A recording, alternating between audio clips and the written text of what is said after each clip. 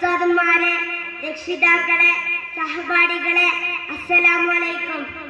നാം ഇവിടെ ഇന്ന് ഒരുമിച്ച് കൂടിയതിന്റെ ഉദ്ദേശം നാം പറയാതെ തന്നെ എല്ലാവർക്കും അറിയാവുന്ന കാര്യമാണ്. എന്നിരുന്നാലും റസൂലിന്റെ ഈ ജന്മദിനത്തിൽ എനിക്കും പങ്കെടുക്കുവാൻ തൗഫീഖ് നൽകിയ അല്ലാഹുവിനെ ഞാൻ ആദ്യമായി സ്തുതിക്കുന്നു. അൽഹംദുലില്ലാഹ്. ഇതിന് അവസരം നൽകിയ ഉസ്താദുമാർക്കും ഈ അവസരത്തിൽ ഞാൻ നന്ദി രേഖപ്പെടുത്തുന്നു.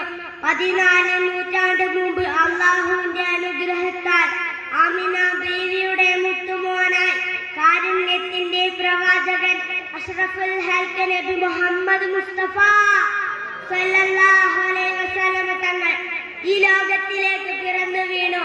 റസൂലിന്റെ ചെറുപ്രായത്തിൽ തന്നെ അൽ അമീൻ അഥവാ വിശ്വസ്തൻ എന്ന പേര് നൽകി.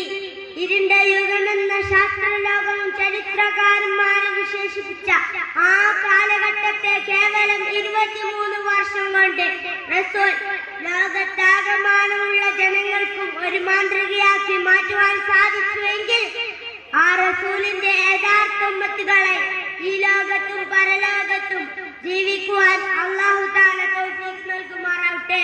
ആമീൻ എന്ന് പ്രാർത്ഥിച്ചുകൊണ്ട് എന്റെ ചെറുപ്രഭാഷണം ഞാൻ ഇവിടെ നിർത്തുന്നു. എല്ലാവർക്കും ഒരിക്കൽ കൂടി അസ്സലാമു അലൈക്കും.